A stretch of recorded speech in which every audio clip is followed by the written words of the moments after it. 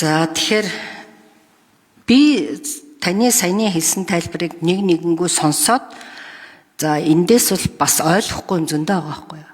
Тэгэхээр иргэд энийг ойлгох уу? Тэгэхээр хууль өөрөө иргэдэд маш ойлгомжтой байх хэрэгтэй байхгүй юу. Тэрээс яг энэ ойн тухай хуульдаа бүр нэг бүрчлэн заагаад дараа нь дагалт хуульчин зөвшөөрлийн зөрчлийн хууль гэж би ойлгож байгаа байхгүй. Ойн тухай хууль дээр л ойлгомжтой бүгдийг заачмаар. Тэгэхгүй ингээд байх тэрэнд байгаа энд байгаа гэд хар чинь иргэдэд хууль ойлгомжгүй болохоор л нөгөө маргаан гарна.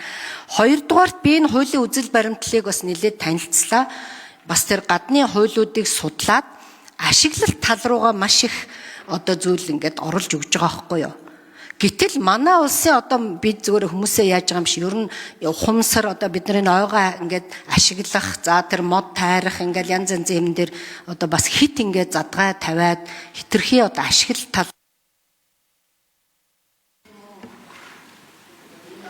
За Батэрд нэг шиг хариулъя. Ашиглалт их тавьж байгаа чинь зөв цаг нь болсон уу гэж байна. За Хотын Туяа сайд өөрөө өнөөгийн хүчин төгөлдөр мөрдөгдөж байгаа хуулиа ихсэн харах хэрэгтэй.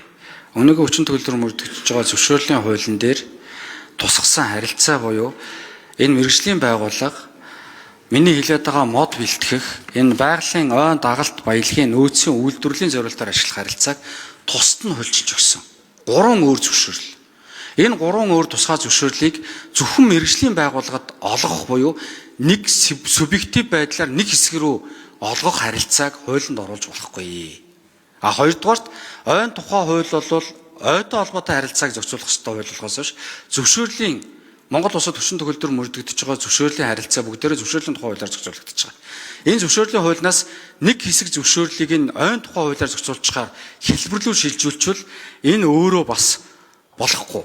Бид нар энд гол оруулж өгсөн асуудал бол замбраагүй байсныг нь энд тэнд оруулж өгсөн.